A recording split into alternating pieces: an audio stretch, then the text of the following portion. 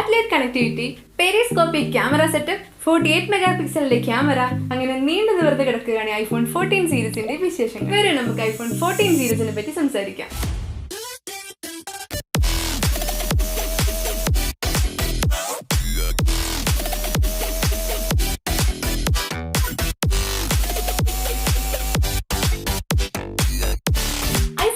Pro Max launch ചെയ്യുന്നതിന് മുമ്പ് iPhone 14 എന്നൊരു പേര് നമ്മൾ സോഷ്യൽ മീഡിയയിലൊക്കെ കേട്ടു തുടങ്ങിയതാണല്ലോ. പക്ഷേ ഇതുവരെ ഐഫോൺ 14ന്റെ ഡിസൈൻ നമ്മൾ കണ്ടിട്ടില്ല. ഫോൺ എങ്ങനെയാണെന്ന് അറിയില്ല, എന്തൊക്കെ ഫീച്ചേഴ്സ് ആണ് വരാൻ പോകുന്നതെന്ന് അറിയില്ല. അതറിയൊരു വഴിയുണ്ട്. ഒരു 5 മിനിറ്റ് ഈ വീഡിയോ ഒന്ന് കണ്ടാൽ മതി. കൂടെ ആ സബ്സ്ക്രൈബ് ബട്ടന്റെ കളർ ഒന്ന് മാറ്റി വെച്ച് പോണേ.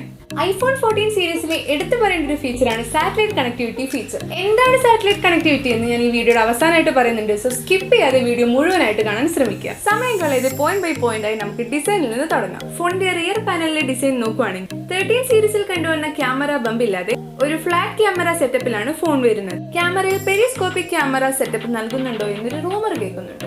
ബാറ്ററി 13 Pro Maxനേക്കാൾ കൂടുതൽ mAh നൽകുന്നുണ്ട്. സോ കുറച്ച് ഹെവി ആവാൻ ചാൻസ് കൂടുതലാണ്. Front and back gorilla glass തന്നെയാണ്, മാറ്റമൊന്നുമില്ല. ഫോണിന്റെ ഫ്രെയിം സ്റ്റെയിൻലെസ് സ്റ്റീലിൽ നിന്ന് മാറി ടൈറ്റാനിയം ഫ്രെയിമിലാണ് വരുന്നതെന്ന് കേൾക്കുന്നുണ്ട്. സോ കുറച്ചുകൂടി സ്ട്രോങ് ബോഡിയാണ് 14 വേരിയന്റ് തരാൻ പോകുന്നത്. ഡിസ്പ്ലേയുടെ സൈസ് ഐഫോൺ 14, 14 Pro എന്നീ വേരിയന്റുകളിൽ 6.1 ഇഞ്ചും 14 Max, Pro Max എന്നീ വേരിയന്റുകളിൽ 6.7 ഇഞ്ചും ആവാൻ ചാൻസ് ഉണ്ട്. പ്രൊമോഷൻ ഡിസ്പ്ലേയും 120 ഹെർട്സിന്റെ റീഫ്രഷ് റേറ്റും ഐഫോൺ 14ലും നമുക്ക് കാണാം. സൈഡ് ഡിസൈൻ ഐഫോൺ 4ന്റേതുപോലെ റൗണ്ട് സൈഡ് ബട്ടൺസ് ആണ് 14 വേരിയന്റിലും ഐഫോൺ 14 വേരിയന്റിലും നൽകുന്നത്. മാത്രമല്ല ഐഫോൺ 4ന്റെ സ്പീക്കർ ഗ്രില്ലും അതേപടി 14 വേരിയന്റിൽ വരുന്നുണ്ട്. പോർട്ടിന്റെ കാര്യത്തിലും മാറ്റങ്ങളൊന്നുമില്ലാതെ ലൈറ്റനിങ് പോർട്ട് തന്നെയാണ് വരുന്നത്. 14 Pro Max വേരിയന്റിൽ അണ്ടർ ഡിസ്പ്ലേ ക്യാമറ വരാൻ ചാൻസ് ഉണ്ടെന്നൊരു ലീക്കേജ് ചെയ്തിരുന്നു. ഐഫോൺ 14ൽ ക്യാമറ 12 മെഗാപിക്സൽ നിന്നും 13 മെഗാപിക്സലായിട്ട് ഉയർത്തുന്നുണ്ട്. ലിമിറ്റഡ് പ്രോ വേരിയന്റിൽ 8K വീഡിയോ റെക്കോർഡിംഗ് സപ്പോർട്ടുള്ള 48 മെഗാപിക്സലിന്റെ ക്യാമറ വരാനുള്ള ചാൻസും റൂമറായി കേൾക്കുന്നുണ്ട്.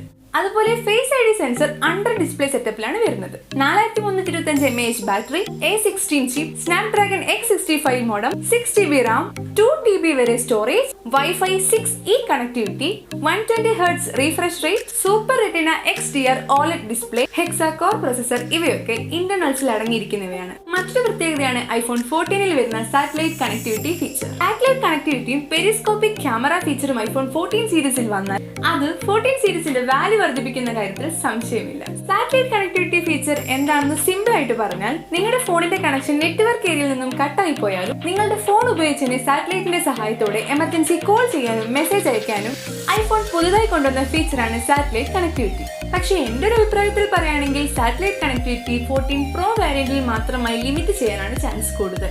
മാത്രമല്ല ക്യാമറ ബമ്പ് എടുത്തു മാറ്റി flat and NEET camera design ആയതുകൊണ്ട് തന്നെ പെരിസ്കോപ്പിക് സെറ്റിംഗ്സ് ക്യാമറയുടെ സ്കോപ്പ് അവിടെ ഉണ്ടോ എന്ന് ചിന്തിക്കേണ്ട കാര്യമാണ്. ഏകദേശം 2022 ഒക്ടോബറോട് കൂടി ഐഫോൺ 14 പുറത്തിറങ്ങുമെന്നാണ് ഇപ്പോഴത്തെ ഒരു നിഗമനം. 14 സീരീസ് ഇറങ്ങുന്നതിന് മുമ്പ് തന്നെ ഐഫോൺ 15ന്റെ കിംവദന്തികൾ നമ്മൾ അവിടെ ഇവിടെ കേൾക്കാൻ പറ്റുന്നുണ്ട്. ഐഫോൺ 14 സീരീസിനെ കുറിച്ചുള്ള വിവരങ്ങൾ ആപ്പിൾ ഇതുവരെ ഒഫീഷ്യലായിട്ട് അനൗൺസ് ചെയ്തിട്ടില്ല. അതുകൊണ്ട് തന്നെ ആപ്പിൾ നിരീക്ഷകനായ ബ്ലൂംബർഗ് റൈറ്റർ മാസ് ഗർമൻ, FPT ജോൺ പ്രോസർ എന്നിവരുടെ ലേറ്റസ്റ്റ് അപ്ഡേഷനും കൂടെ ലീക്കായ കുറച്ച് കാര്യങ്ങളിൽ നിന്നുമാണ് നമുക്ക് ഐഫോൺ 14നെ കുറിച്ചുള്ള വീഡിയോ ചെയ്യാനുള്ള ഇൻഫർമേഷൻ കിട്ടിയത്.